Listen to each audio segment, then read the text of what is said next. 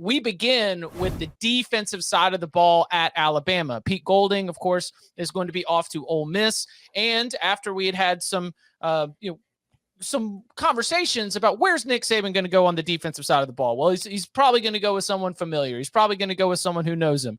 Hard to get more familiar than Kevin Steele returning for his third stint with Nick Saban's Alabama Crimson Tide. Kevin Steele spent this past season with the Miami Hurricanes. Much more on the Canes later, because now we've got some significant openings for Mario Cristobal as well. What do we make of Kevin Steele as the hire to replace Pete Golding at Alabama? I think it's probably a good move. He's familiar with Kevin Steele. I think if you look at Kevin Steele's stops, you kind of know what you're going to get, right? Obviously, tried to become the head coach at Auburn, was not successful in doing so, but did run a really good job, or really good defense when he was at Auburn. I thought he did a fine job at his prior stops as well.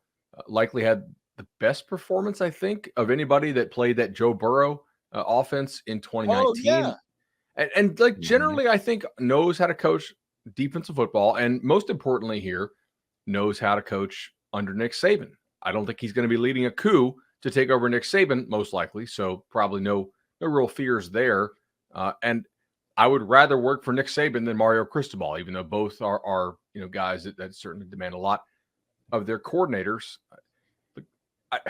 I think it's fairly well accepted out there that he probably wanted to hire Jeremy Pruitt, but either didn't or couldn't, some combination thereof. And I think Kevin Steele is a better hire than the assumed alternative to Pruitt, the backup plan to Pruitt, who was Todd Grantham, who was already on staff and has now found a job with the Saints. So I think I'd rather have Steele than Grantham if I couldn't have Pruitt. Yeah, I think that as far as defensive coordinators go, Steele's a perfectly fine hire. He's been doing it for like 40 years. He's been at Alabama now. This is his third stint. Don't really have any questions. I'd rather just do crazy conspiracy stuff here.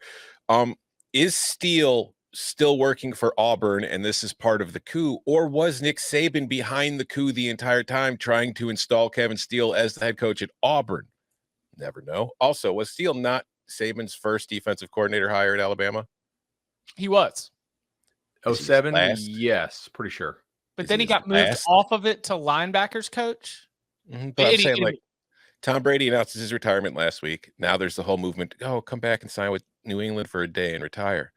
Is Kevin Steele Nick Saban's last defensive coordinator at Alabama? And is there a chance, like, I mean, maybe, Jeremy Pruitt was probably, from what you're hearing, maybe been the preferred target, but is there a chance this job wasn't as desirable as maybe you would think because coaches aren't sure how much longer they're going to be there with Nick Saban sticking around?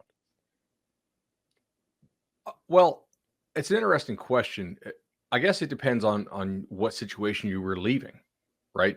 Pruitt's not leaving a situation that is better than this.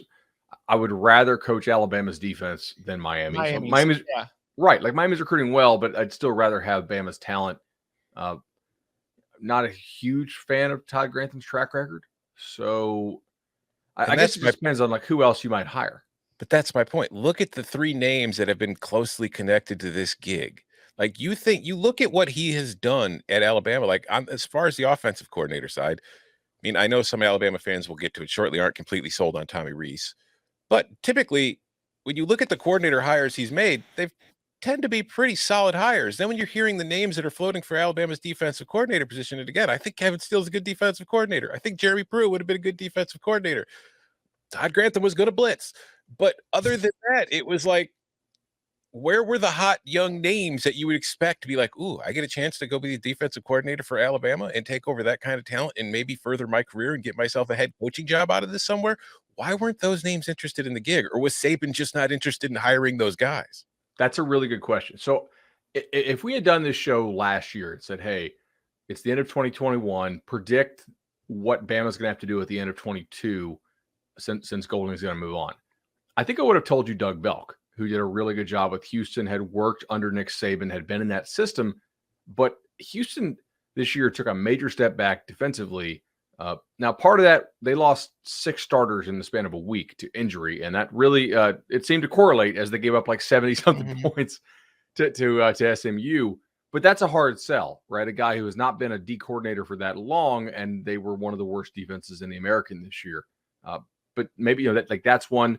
Obviously, Jim Leonard would be the one where it's like but it's not Saban's tree. Right. Like Saban's going to want to run Nick's defense.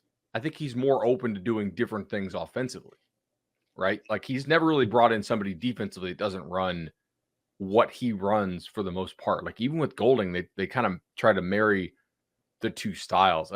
I'm a little surprised they were not able, and I don't know if they went after him, but I would probably say, like, do you like Muschamp as a DC? Do you like Scherer as a DC? The Georgia's guys, right?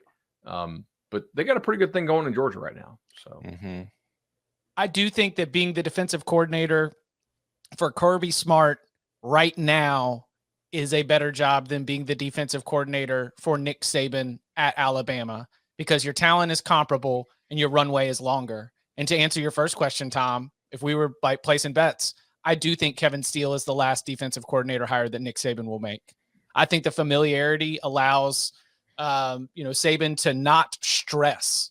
Like if they're underperforming, then he might make a change, but he at least knows that he doesn't have to explain something twice. All right.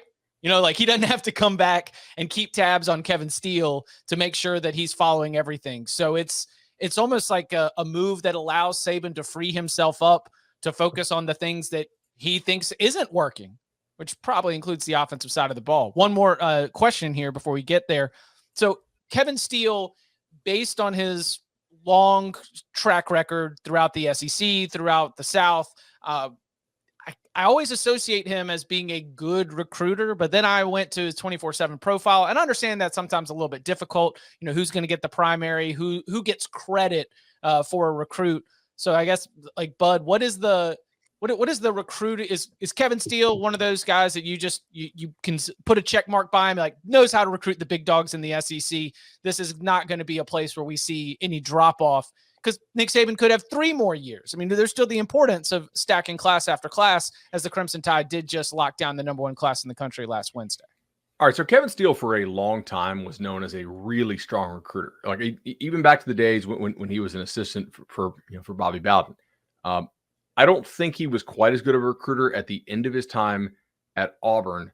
And this year, I was just listening to the Through the Smoke podcast from Inside the U, our 24/7 Sports Miami site, and they said they really could only credit him as the primary recruiter for one player in Miami's class. So I think it's an open question as to whether he still has the same recruiting chops that he once did. I mean, how old is Kevin now? He's got to be a good bit older. Yeah, I mean, he's not 45 anymore. He's 64. That doesn't mean you can't do it, but he's getting up there in age, and most of our top recruiters out there are not in the mid-60s. I think Kevin Steele is a perfectly fine, acceptable hire. I do believe he's the last defensive coordinator that Nick Saban will hire, and making this move allows Nick Saban to focus all of his energies in places other than checking after his defensive coordinator. I did think about the fly sweep. I know that's disrespectful. I'm sorry. I was thinking about Kevin Steele, and one of our editors reached out. He was like, let's really build this out. Let's think about the whole Rolodex. I mean, this guy was a head coach at Baylor. Didn't go well, but he's been an interim coach twice. Auburn obviously was a little bit of a different scenario where you're actually a coach versus just sort of babysitting the program, as he did for Tennessee in between Jeremy Pruitt and Josh Heupel. But he was defensive coordinator as Tavon Austin ran the fly sweep into the end zone for 5 first-half touchdowns and a 70-33 loss to West Virginia for the Clemson Tigers back in the Orange Bowl. So this was an internet moment too. Like I guess the offseason. Can we do this for a minute? So if you're a young listener out there or young viewer and you don't remember this, it was Holgo at West Virginia. They had some real studs on offense, and Clemson had They had just won the ACC for the first time in 20 years. Taj Boyd, they picked up a couple losses that season, so they weren't really in the mix for the BCS title. But it was an ascending moment for Dabo's program for sure. And there was a coach named Bob Stitt at Colorado School of the Mines, right? Yep. Which is D2 or D3 or NAIA. I think they're D3. I think it's D3, but I'm not 100% sure. Like non-scholarship Colorado School at the Mines. And this set off like a kind of like an internet, Twitter moment. We were all watching it. And in the post game, Dana Holgerson, who's now the head coach at Houston, who was a really good OC on the air raid tree, he shouted out and he was like, yeah, I took that fly sweep play from Bob Stitt, and like Home Field made shirts about it. And it was pretty cool. And people were like, who's this Bob Stitt guy? And everybody was like, trying to figure it out. But for that night, Kevin Steele did not figure it out.